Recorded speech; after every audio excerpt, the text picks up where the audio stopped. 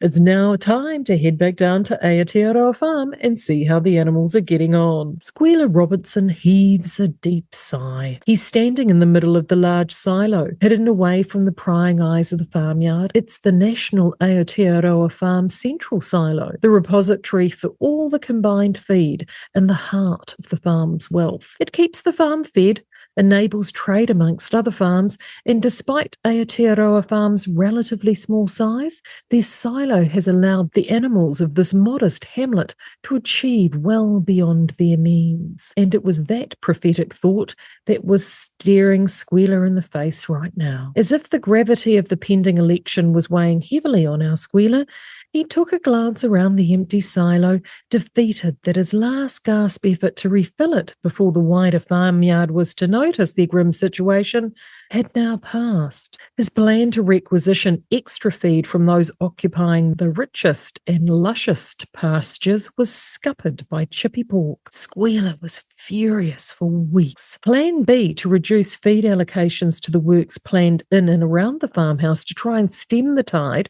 started rumours of holes and gave Squealer an ulcer. Even the sheep were chiming in, which irked Squealer no end. Haven't I kept them excessively well fed over the past 3 years? In fact, haven't I kept all of Aotearoa Farm well fed and fat over the years of the great sickness he snorts out, only to hear his hollow sounds of his echo bounce back to him? He trotted out of the silo, resigned to the knowledge that this will soon no longer be his problem. He would plaster a smile for the sheep and start telling stories about his trip to Damascus, knowing full well most animals will have no idea where that was. As Squealer waddled back into the farmyard, he gets accosted by Shawshank, the farm-trotting co-leader of the free-range pigs. He had a bone to pick with our Squealer. "What's this nonsense I hear about you allocating more feed to those keeping the tracks and paths on the farm?" screeches Shawshank. "You promised extra feed to sacrifice to the weather gods. Don't you get it, Squealer? I've made promises that I can't keep." Squealer just shrugged and waddled away. He was in no mood for Shawshank's petulance today. Then it dawned on him. He knew what he could do to elevate his mood. Repaint the rules on the back of the barn. That always made a pudgy porcine grin with gaiety. It would also get Shawshank off his tail for 5 minutes. So he quietly got out his paintbrush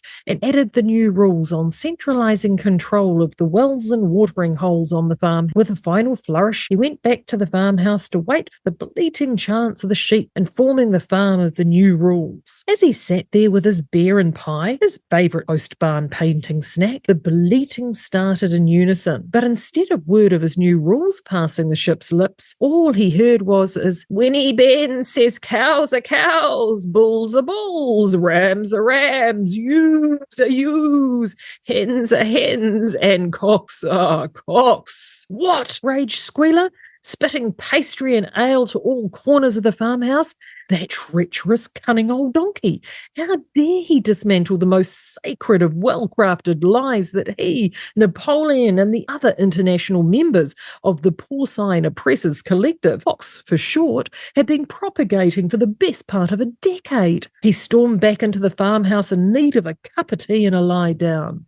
He needed time to formulate a plan for his escape and how much of the downfall of Aotearoa Farm's fortunes can be laid at Chippy's trotters. Revenge is a dish best served cold, like pork terrine. Make sure you tune in next week to the adventures on Aotearoa Farm, exclusively here on Reality Check Radio.